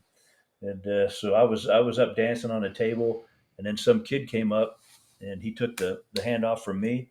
And I mean, he could actually seriously break dance. I mean, he was spinning on his head, and he was doing all the moves, and he put it back to me. And I'm like exhausted at this point. And so the convoy can clear, and they could come out. And I was getting ready to go run over to get in the convoy, but they dropped one of the 10th Mountain kids off. And he came over and said, I'm your security guy. And then they drove away. And in the front vehicle was Scott with this big old shit-eating grin on his face. And he gave me a note later, and he goes, Rick, I now understand what Special Forces does. And we didn't fire a shot down there. Well, and you said he wasn't a Special Forces guy, so just being able to get that from him is a pretty good thing. Oh yeah, and he's a good man. He's just there's some people that use hammers, and some people use screwdrivers. So that's true. So you leave there, you go to the Sergeant Major Academy, you get some break time. And I think that's about all we need to talk about that. It's good for your family. Your kid's what, 3 now? Yeah, he's gosh, when was that? Yeah, he's about 3 or 4. Yeah, so we're looking like go to 98, 99. It was 99. Yeah. So he might be 6. He might be getting ready to go to kindergarten. I think he goes to kindergarten. I remember those tears. Yeah, little man going off to school. So that was me crying, not him. You know what? I didn't want to point that out, but I know. So you go over Tinsel Special Forces. You're over in Germany, Joint Endeavor, and this seems like you still have Enduring Freedom, Iraqi Freedom, but you're starting to see a little bit of a change now with Joint Endeavor. I'm thinking it's not a peacekeeping mission because there's a lot of different things at play in Bosnia. And I've talked to guys that were Special Forces, Delta, Bosnia, and they all have a different kind of take on it. But there was a lot of stuff going on in Bosnia that I don't think people are aware of, with the war crimes and just a lot of different things. So how did you approach this one? Yeah, for that one, the like I said, the first of the 10th had been over there in Germany for since the 50s, and so they were a great outfit. I mean, they did urban combat was kind of their thing. That's the mission that they did, and so a lot of times they would roll in uh, these big Mercedes vans. They were bread trucks, and so they'd have all their stuff packed in there. So it's almost like they were using SWAT tactics because of the fact that they're rolling in cities for the most part, or in urban areas. And so I asked them. I said, "Do you guys have any?" Because I'm just coming out of Somalia, right? And I said, Did you guys ever use tactical vehicles?" They said, "Yeah, we got like six of them over here, but they won't let us cut them up." And so we went down there. They had like six, hard shell Hummers. And I said, "Well, who's telling you that they can't cut them up?" They said, "Well, you guys are." I said, "I'm not telling you." I said, "If you can get them back to serviceability before we have to turn them in," I said, "you can cut them up." And I said, "Get it to where you need it." And that started the chop shop. And there's a Mercedes dealer there, right there in Stuttgart. And so they would take these trucks down to the Mercedes guys, the plant, and and they started looking at it like German engineering, the center of balance, and they had running boards on the thing, and they'd put reinforced the hood so that you could still get airflow, but you could walk on it. I mean, they had gun mounts, they had swing arm mounts, and I mean they had some nice, classy tactical vehicles after that. But it was that was we started focusing more on tactical with the tactical trucks than the urban trucks, and that helped us when we got into Bosnia because the mission changed to go out and grab personnel that were indicted for war crimes, and That, that was the Pifwick stuff, and but just a boon time for the company because the guys are forward deployed. You're in your spot, and so you had to use your intelligence, and so you had to learn the intel cycle and all the different ints and how all that operated. And then you had to bring that information and form intelligence, and then actually do your reconnaissance to actually find the guys. Using the human informants, the spot, assess, recruit, and go out and then actually grab these guys. And you'd have to do the pattern of life on them because you don't want to go in there. You don't want to kill innocents, and you don't want to get the wrong guy. And so you had to. You're working within some pretty slim authorities, yeah. and so actually doing the pattern of life and capturing them when they're the most vulnerable, and then we take them to the airfield. And inside the airfield there was they had an old ammunition bunker, and then inside that ammunition bunker they'd built just a plywood room, and it had a cot in it, and so we had like four of the biggest dudes that you ever saw in your life that were the guards, and they weren't armed. So once you get the guy in there, and you clean him up, and then they bring in the film crew to film front and rear to make sure that there was no marks or anything on him, and then they give him a jumpsuit and an MRE, and he just sit there on the cot with these four big dudes just looking at him from the corners, and then they'd cut the lights, and then you hear the crying start. I mean, every one of these mean asses were just. I mean, they were weeping, and then we usually had to keep them for about a day or so until we put them on a bird and then take them to the Hague, and but just an awesome company. And I remember. So this is 98, 99, right? Yeah, 2000. 98, 90. No, I'm sorry, 99 Yeah, 2000 to 2001. yeah. And so we did that mission, and then of course the training we worked a lot with the Poles, a little bit with the Israelis, a lot of the Germans. I mean, we actually had Germans that would sit in our training events, and then we would sit in their training events. So we worked a lot with the local guys, and it was just it was a great time. But then when the towers fell, and everybody wants to get their gun on, and so then everybody was like, Germany used to be the place to be, but now everybody want to be in fifth group, and so they're like, man, we need to get into the fight. We need to, and I remember laughing and just telling them, hey, wait your turn, wait. That every 5 years there's a dust up, and so your time will come. And they finally got rotated in the stack. It was after I left, but they did good. I was proud of them. Well, That was, you're a sergeant major at this time now. yes, yeah. And so 2001 happens, Enduring Freedom. Now you were in Djibouti though, Well, no, actually, so I'm when the towers fall. So in 2000, I'm actually it was two yeah it was yeah 2000. I put in paperwork to retire, okay, and I'm going to retire in Germany. And yeah, I figured I'd had enough. I'd done everything I wanted to do, and so I'm going to retire in Germany. I'm going to be the assistant or the deputy director for the Normandy Cemetery, right there in Coville. And they usually have a former officer and a former enlisted guy who are the director and deputy director of all the different cemeteries around for the American Battle Monuments Commission. okay. So I had interviewed with General Lazinski, old Ranger guy who had the American Battle Monuments Commission, and I got the job there at Coville. And we went up and we looked at the house, and because you live right there on the garden. There's a copse of trees, and then you got the garden. And my wife, little Korean lady, so she's like, Choggy, there's going to be a lot of ghosts on here. I don't know if I can live on the cemetery. And so I said, baby, it's okay. They're all GIs. And she said, yeah, but they died a violent death.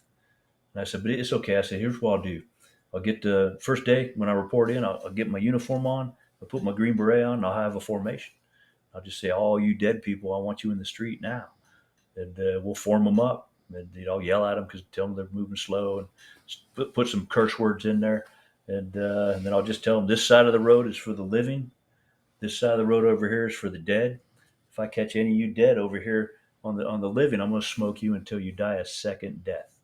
And I said, I'll just yell at them, tell them, give them the rules. And she goes, will that work? I said, yeah, it works. When the sergeant major gets angry, it works. So she goes, okay, if you do that, then I can live here. And I was supposed to retire 1 October, and then the towers fell. And so I got stop lost, and then ended up, since my replacement had already come in, then I ended up going to Djibouti to stand up the JTF-HOA. Because Rumsfeld had a vision that you would have these little soft task forces strategically placed around the planet in the areas to stop the spread. And so we set up in Djibouti, and our primary focus was what eventually turned into Al Qaeda East Africa. And so Yemen and Somalia were the two focuses for the task force there in Djibouti. And again, it was just to stop the spread of radical Islam. Yeah. Now, I want to go back real quick. We laugh about your wife saying that, but that's important in her culture, correct? I mean, that's that's a serious thing. Like, I want people to understand, like, she wasn't joking around. That's a serious thing in her culture. Oh, that's a showstopper, yeah. and definitely because she mentioned violent death. So I mean, that's like a real thing you had to contend with. I know people might laugh and stuff, but I was thinking the whole time, like, she wasn't bullshitting. She was telling him for real. So with Djibouti and everything, I just wanted to point that out because I started thinking about it as you said it, and I'm like, man, she was being serious with him. But with Djibouti, with Enduring Freedom, you're at the, I don't want to say you're at the end of your career, but you kind of are, because you've already decided you're going to retire. You've stop lost. What is going through your head now, though? Because you see this, you think, I mean, this is the kickoff. This is well, I'm sure you couldn't tell then that 20 years later we would still be in the same place, but you had to be thinking something like, this is the future of warfare. This is where the world's kind of going. These guerrilla attacks on the United States, in other countries. It was happening all over Europe. this is going to go on for a while. These guys are not centralized. They're way decentralized, and it's hard to break up these groups. Yeah, and a lot, a lot of it too is like, what is going on? Where'd this come from? Right. And because generally you don't study it, and or at least I hadn't up to that point. And but to see how deep that ran, and where did this come from? And so actually taking that safe haven from people, that was probably the best way to do it. Rumsfeld, he actually came to visit, and he we were just on a little demining camp. It had been a fifth group demining camp for years, and so once we got on there, and our task force was fairly small, and we had an Army company, Green Berets, and then we had I think 4 choppers out of AFSOC, and then we had a Navy SEAL detachment. So and then the log to go along with it. So we were a decent, we were a formidable force, but they actually sent more logistics and put more logistics on top of us, and so that post got kind of big, and I think it was Fifth Corps coming out of Germany. And so we had a colonel and then a sergeant major that kind of ran the post. And but when stuff like that falls in, I mean, then that's when the PXs show up, and the reflective belts come out, and the barbershop goes in, and the speed limit signs, and, Right. and can't have It goes from the Wild Wild West to Connecticut. Oh yeah, so the. And the guy was a nice guy. I mean, he's a sergeant major, and that's what on his tribe, that's what sergeant majors do. So so one day he comes to me and he goes, "Hey, he says, I need everybody in the same uniform at the chow hall." And I said, "Well, I got guys from 4 different services here," and he goes, "Well, yeah, we can get them all in the same uniform, can't you?" And I said, "No, because they have different uniforms, and Navy guys wear this color, and Army guys wear that color," and so he goes, "Well, they're going to have to all be in the same uniform." I said, "You know what?" I said, "As luck would have it, I was coming to see you, and we're going into isolation. And isolation is when we go onto our special forces camp, and we close all the gates, and we post guards because we're going on a secret mission that nobody else can know about. So it's OPSEC. So you're going to have to bring food to us." And I was just coming to tell you. And so he did that for about a week. And he goes, "This is about the chow hall, isn't it?" I said, "Well, it could be." He goes, "All right, they can just make sure the uniforms are clean." But so those games started. But so Rumsfeld rolls in, and he goes, "How many people do you have here?" So I told him, task force. And he goes, "Now, how many do you really have here?" I said, "Okay, with the mechanics and he goes, this many." And he goes, "Well, how many do you really have?" I said, "Okay, all right, if you have." And so I said, everybody, I said, "If you got the Fifth Corps guys, if you got the PX, if you got the barbers, you got all this other stuff." I said, "We got this many." He goes, "Don't you think that's excessive?" I said, "Yes, sir, I do, because we're used to having a staff sergeant come into a place with a bag of money." And I said, "We were probably fine before all this stuff showed up, to be honest with you." And but that was his vision, was just these small groups. And so I don't think that even he thought that stuff was going to get as big as it did. Yeah, well, but you speak to the truth of bureaucracy. That's Yep, exactly what it is. From this idea of these small, simple little outposts is technically what they are. that's what he wanted. He wanted Fort Yeah, Apache. yeah, small little outposts to do what they got to do, like you said, an E6 with a bag of money. To let's bring in everybody when it's not needed, but once again, you see the vision of people that aren't there and people of the vision that are there, and there is a systematic disconnect somewhere in there, and we've talked about it time after time after time during this conversation, just in different engagements. Yeah, And I but don't know that we'll ever go past that. I don't either. I mean, when he rolled in, I thought he was coming to see us. And maybe that was just my naivete. And so I had all the guys out on the airfield, and in their stuff to meet the boss. And so then I find out that the colonel and the sergeant major, they go, "Hey, listen,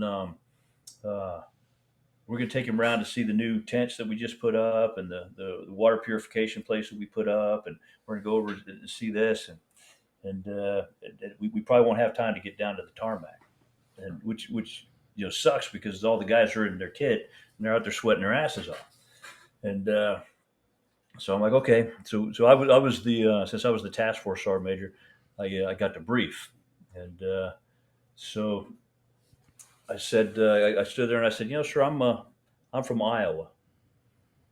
And he looks at me, he gets this quizzical look. And I said, that sergeant major back there, he's from Iowa. And that master sergeant over there in the corner, he's from Iowa as well. I said, so we got 3 Iowa boys here. And he goes, Rumsfeld, he's very curt. He goes, what significance is that? And I said, well, I want to know why they got probably the only 3 Republicans in Iowa and we're sitting here in Africa. I said, number one. I said, number two, the being from Iowa, we love all things wrestling. And he goes, I wrestled. He said, I wrestled in the academy. I said, I know. I read your bio. He goes, I got a pair of sweats from Dan Gable, who was a famous, Iowa Olympian wrestler back in the day. And I said, well, I hope you washed them. He laughed. And I said, we have a wrestling team right here on the base. And he goes, seriously? And I said, yeah, we wrestle every day. I said, so we got a wrestling gym down there, and in fact, they call you the coach. And he goes, well, I'd like to meet the team. That's what I'd like to take you down to meet them. And he's, well, let's go.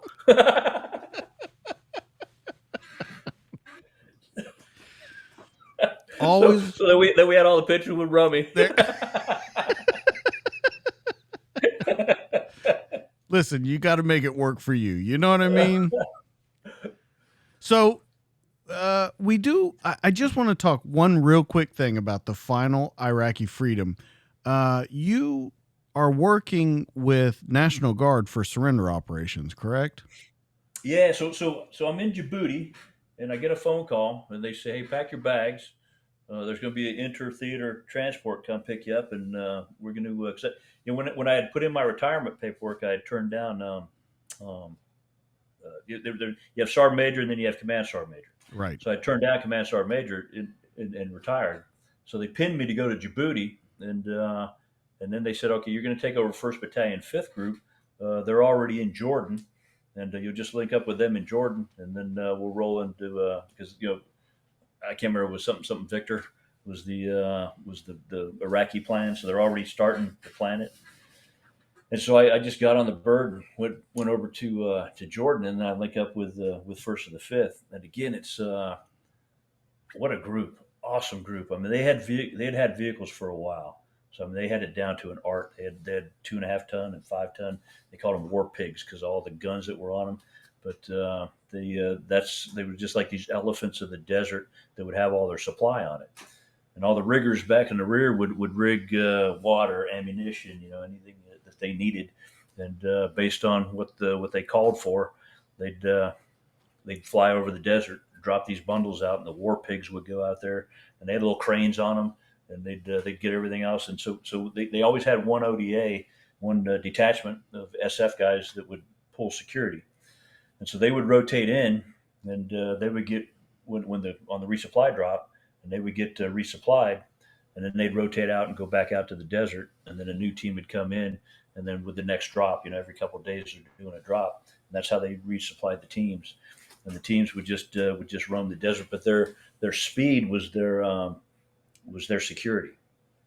So as we're looking, initially we were going to go in by air, and then right at the last minute, the intel was saying, hey, they got these technicals like the Somalis had, and they've got these big guns on them, and they're going to swarm anything. So they've got air defense, man packs. They've got radios, and they've got the ability to swarm.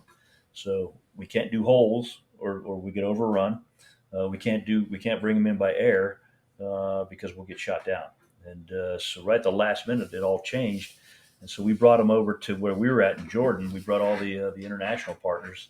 Like we had the Australians, the Canadians, and the Brits, and they all have different vehicles. So we wanted to be able to see, because we found a breach in the wire basically near our where we were at over on I think it was Hotel 5, in Jordan. So we found up on the border to where there was a big ass berm, about 100 meters of no man's land, and then another big ass berm. And so we found an area that was just a choice spot that had guard posts far enough apart to where we could actually breach this spot on the ground, get our vehicles around without the guard post getting us. And so we'd recon that. We put surveillance on it, but now we had to figure out, can these vehicles get over that berm? How far do we have to get this down? So we tried one of those big combat engineer vehicles, which is basically an M60 tank chassis with a big old blade on the front. Too noisy. We would never pull it off. We tried a Bobcat, and so early on we had from the previous time we invaded Iraq, the teams, since security was their movement was their security. We needed MPs or somebody to come in behind us in case they surrendered in mass again. Because if we slowed down, we couldn't process them all. So we had asked for, and we got infantry, and they were out of the Florida Guard, and good kids. And so so I'm standing there with the first sergeant from the Florida Guard, and he goes, "You know what? Kind of one of those. You mind if my men take a crack at that?" And what ended up happening was it was Florida Guard with a 1-quart canteen in one cargo pocket, 5 magazines in the other, with a vest and an M16, and they're carrying a D-handle shovel. And they went up there and they scraped the top of those berms off just enough that the vehicles wouldn't high center, and to get them across. So that's why there's this grainy picture of the first troops going into Iraq. And you'll see an American flag and a Florida flag up on the berm, in this kind of green hue. And there was the Florida Guardsmen that ran out there like ants and just took that thing down, because the combat engineer vehicle couldn't do it, a backhoe couldn't do it, and one of those little cats couldn't do it. So, but kids could. Good old American redneck ingenuity. Well, and that's what it was. And then he also said, "Hey, I got some guys here that can fire mortars." So we scrubbed theater and we trained 2 mortar teams, and they went on either flank. And if anything happened, if any movement in those guard posts, they were just going to level them while they were digging the thing out. And that was a good group of kids. Did it feel like a rotation? I mean, you started in the Guard. That's who told you to join the Rangers. Yeah, you're right. I mean, it's almost full circle. True. Yep. Yeah. So you retire finally in 2003 after everything that we've talked about. And because I had because to your point earlier, I'm back in now, right? So I'm in. And so now I go back to my original plan, which was to serve in all 3 Ranger battalions and all 5 Special Forces groups. So I figure I'm in 5th group now. All I need is 1st group and 2nd Ranger battalion, and I'm good. I can realize my boyhood dream. And so I'm back into, okay, I'm going for 30 now, and I'm gonna do my after this I'm gonna go to 2nd Ranger battalion, and after that to 1st group. And I'm already starting to work those angles. And so we come out of the box there in Iraq, and we come back to Jordan. And I call my wife on the phone, and I'm like, "Hey, baby, I'm out of the box." And click, phone goes dead. So I'm thinking, must be a bad connection. So I call her again. Click. I'm like, "Whoa, okay, she's mad." And so I go to the computer, send her a note, and I say, "What's up, baby?" And she goes, "I'm tired of being an Army wife." So she had it. So Iraq broke her. The whole Djibouti to Iraq thing. Because we'd done the PIFWIC stuff, so we were gone a lot. And then that went right into Djibouti, which is like gone. And then Iraq gone. So she was done. So I went to my battalion commander and said, "Hey, I gotta retire." And at that time they were asking, they were offering, since anybody who had been stop loss, you could turn in like 30, 60, or 90 days. And so I said, "I'll take the 30-day burn," because we had, as luck would have it too. I mean, it's all dumb luck and timing. I mean, the Mario V. Hill was my battalion ops sergeant major, super squared away guy, and he had just pinned CSM. I got selected for CSM, and he had grown up in 1st Battalion. So I'm like, duh, it doesn't make any, that you pin him, put him in first battalion. That lets me shrimp away, and that's what we eventually did. So I turned in 30 days. You didn't really go away though. I do want to ask a question though, and I want to just go quickly over your quote unquote civilian career, still with Special Operations Command. Um, was the trip to Korea because you negotiated that assignment? Was that to pay the wife back for all the years? Yes, well, because coming out of the Sergeant's Major Academy, I actually put in for Det K in Korea, and so this is what back in '99. So I actually was on orders, no kidding, to Korea to Det K in Seoul, where she was born and where all her sisters are.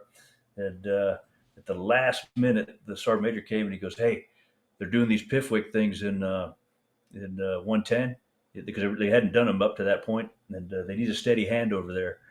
And I said, "I'm in. Send me." So I go home and I go, "Honey, you'll never guess, man. The Army hosed us again." So she didn't get to go to Korea back then. So yeah, you're exactly right. That was payback. Was she happy with you? No more hangups on the phone. You get to go back to Korea. It was Nice. funny. Those I could have turned it into like a 3 or 5 year assignment, but she was ready to come home at the 2 year mark. Oh wow. Well, there you go. So I mean, she missed the kids and the dog, and so we even got her a dog over there, and a little corgi that speaks fluent Korean, and so we brought him back. So now we got a pack. Well, I want to talk about two more things before we talk about Global SOF. I want to talk about the Bull Simons Award, Commando Hall of Fame, or excuse me, Hall of Honor, and then the Ranger Hall of Fame. And I want to ask you, with everything that's happened to you and everything going into it, does it make it all worth it, or does it make it more relevant to you? I tell you, it's humbling because I mean, you don't get to where you're at. I mean, you get to like me, for example. I could always do what I wanted to do because my wife was supportive, 100%. And but also you run into guys that in the command that are the same way. I mean, I suck at administrative stuff, but I always had a guy that would step up and say, "Hey, Sergeant Major, I will do this," and and that would free me up to go to the range or go hang with the guys or go train.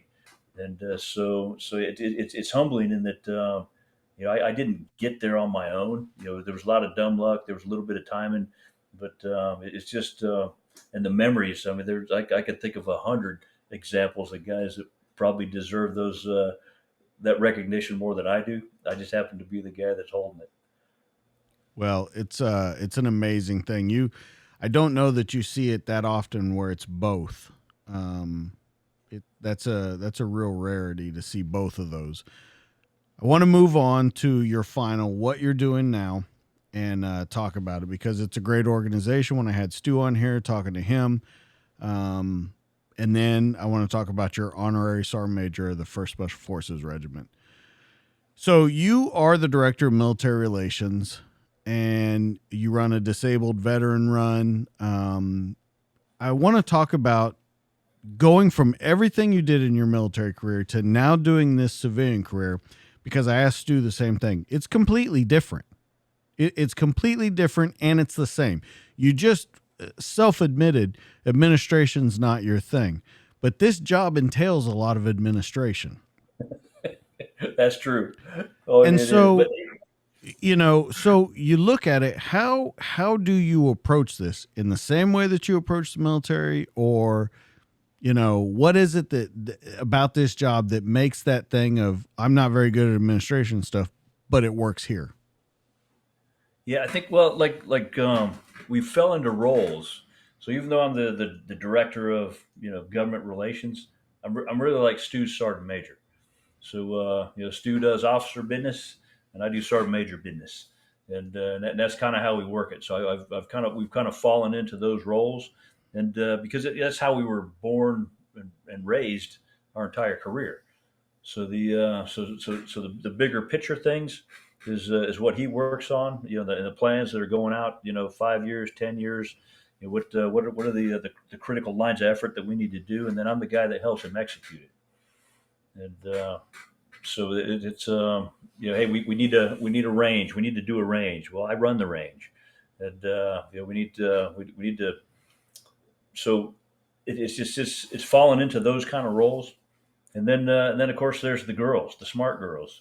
You got to surround yourself with smart people. So Megan, she's a Georgetown grad, and I mean takes as good as she gets, and she's the one that keeps us honest.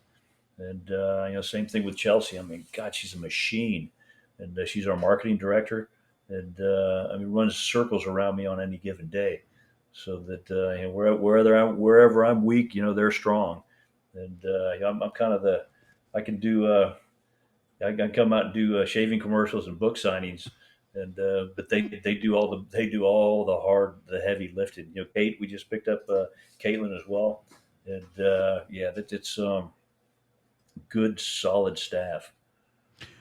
Well, and I think that could encompass your whole career, having good, solid people Oh, around you that true. have Yeah. always, and it's interesting to hear from you and to say that you've had these people, because you have really, ever since the National Guard, these people around you that have always wanted you to do better. Now, I'm sure there's been people along the way that have doubted or tried things, but it's amazing to hear how many people were in your corner, from your wife to everybody that you worked with to the team that when you lost a child came together and made sure that you were taken care of through your entire career. That's a very blessed career to have. And the one, I mean, you hit on a great point too, is that you never realize the the impact that you have on people by just doing what you do. And I mean, I've had people come up to me and say, "Yeah, when you said this, that really, inspired me and made me do better." I'm like, "Man, I don't even remember saying that. I must have, was I sober when I said that?" and, but you know what I mean. So I think, and people I think are just that way. They're just out there being the best that they can be, and going about their daily lives, not thinking that there's a plan to influence or but you don't know, who either God put in your way, or if you're that guy that put in somebody else's way. But it's yeah, you're right. I mean, my entire career has been like that. It's a it's an amazing career, and I don't say that lightly to you, Rick. I was so excited that I was going to get to talk to you about everything that you've done, everywhere that you've been. There are very few people on this planet that can say they've been to as many places and seen as many things as you have, and to still have that bright outlook on life, to still be knocking away at that, that mission still with Global SOF, trying to set up those teams, trying to set up those quote unquote informants and people that can help you get on the ground over there, to still be doing it over 40 years later is an amazing career. And you should be so impressed and proud of yourself and the mission that you've done. What's weird too is we keep learning. The other day, and that we we're looking at transition to where as a guy or a gal comes out of the military and they get into their next job. We initially thought, as part of Global SOF, that we'd have this program called SOF for Life, to where we would get them to their why. We would use the Honor Foundation, and which is a great organization. Started in the Navy with the SEALs, but now they do all the SOF branches. But they'll sit down in a 3 day, 4 week, 6 week, depending if your butt's in the seat or if you're doing a couple days a week online, and they will get you to your why, to your purpose. And because a lot of guys will get out. I mean, it sounds counterintuitive, but the military is a very sheltered lifestyle. I mean, you're told what to wear, you're told where to be, you live on post, you eat in a chow hall, you got the basic security, you got your own schools, you got your own Walmart, so you got everything that you need, and all you need to worry about is somebody killing you, and that only happens about every 5 years, right? So, but it's a sheltered lifestyle. So you walk out, and there was a guy, he wrote Sebastian Junger wrote a book called Tribe, and it was about Outpost Restrepo. And he said one of the things that he had noticed was that the guys would crawl out under fire and grab a kid and pull him to safety, and they didn't even like him. And so that's part of the tribe. So you don't find that once you're out. And so getting you to your why, getting you to your purpose was we thought that, and then of course your health and we use Skill Bridge, which is a DoD program so somebody can write seat ride or have an internship based on their why, and then they get employment. And we thought, man, we're this is good, this is great, this is goodness. And then people started killing themselves. People we knew. And we're like, man, I just talked to that dude. What is up with that? And so we started reverse engineering some of the suicides, and we found out that we can't just leave them after that first job and say we're good. Soft for Life should have there's an indication there that that's for life, and you go through different lives in your walk. So what we found out from reverse engineering some of the suicides that it kind of boils down to 5 things. And it's faith, it's family, fitness, friends, and finance. So those are like the whether you call them the 5 pillars or your 5 pillars of resiliency or your reach back, your grounding. I mean, whatever it is, it always had to do with those 5 things. And it's like Maslow's hierarchy of needs, to where depending on where you're at in your life, like Stu and I both hard broke last year. He pulled both of his biceps, and I tore my rotator cuff and my hamstring. And so health, fitness goes right up to the top. But there's a mental fitness to it, and there's a physical fitness, just like faith. I mean, faith, there's a spiritual aspect to it, but there's also a secular aspect to it. So a lot of the guys are, you do bad things and you see bad things. And the first time you see a dead child, you're like, man, is God even, does he even care? Does he exist? How does he let this stuff happen? So your faith is damaged. But then your secular faith, I would imagine there's guys and gals that just did tours in Afghanistan that figured out, hey, you know, I don't have faith in my nation, in the institutions, so you've lost your secular faith. And so if you lose your faith, and then your family starts, you start losing your family because you're short circuited, you're wired, your fight or flight, is groomed you to be the best asshole on the planet, and you want everything a certain way. You can't even take a vacation without telling the kids that this is your load plan for your suitcase, this is the load plan for the van. The van will be loaded by this time, or we're going to depart by this time. Well, that doesn't happen with kids. It can happen with with Green Berets or Rangers, but it's not going to happen with kids. So now you're angry at your kids by the time you leave the driveway because you're late, and then you're scanning the roadside for bombs, for people that are congregating. I mean, that goes away after a while, but in those, as you're in the thick of it, and so you're a hair trigger. You don't like loud noises, and so the family starts to suffer. And so if you lose your faith, you lose your family, you lose your fitness, and you're going to think that the world is better off without you, and you're probably going to kill yourself. So you can lose 2 of the 5, I think, and survive. But if you lose 3 or more, and we came to that recently, to the point of where we're like, that's how we're going to bin it now. So you probably won't reach out to friends because you don't want to be the weak link. So now you have to be the friend that reaches out to your friends and ask them how their family's doing. How's your job doing? Hey, how's your fitness? How's your faith? So you start asking those.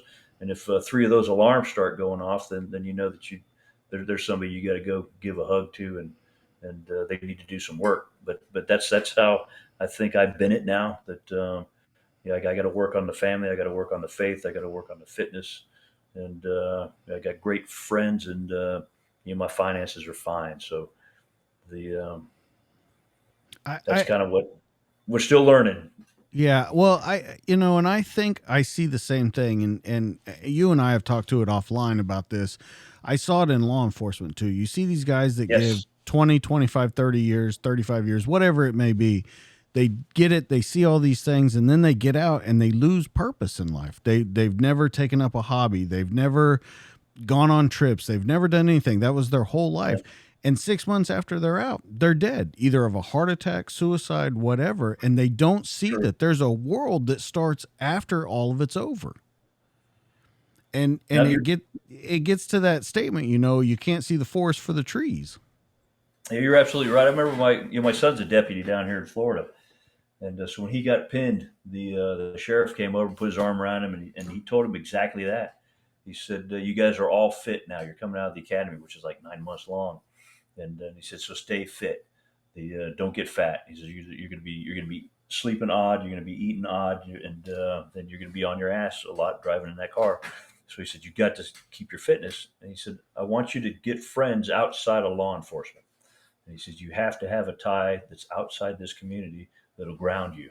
And that was good advice. Yeah, I see it, and you're exactly right. It's military, it's first responders, it's law enforcement, and I think even more, and I think you would probably tend to agree with me after COVID and after all these lockdowns and everything, it's even worse because who were the people that were out there every day? It's your first responders, your law enforcement, your medical personnel, and your military. They were essential. And they were essential up to a point where, hey, you're just going to go out without a shot, without anything, whatever you need.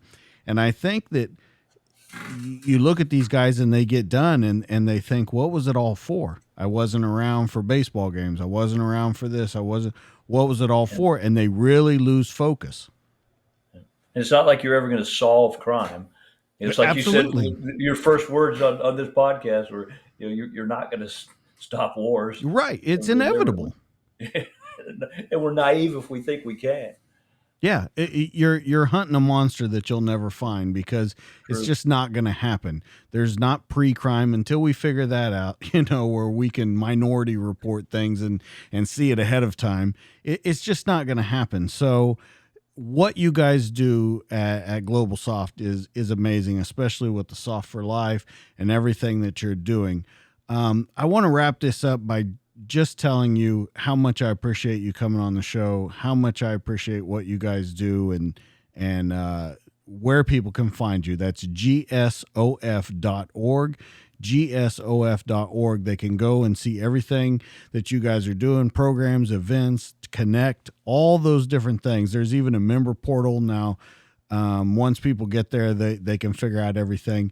The symposiums that you guys have, these things are absolutely amazing. One's in Europe, one's in America every year.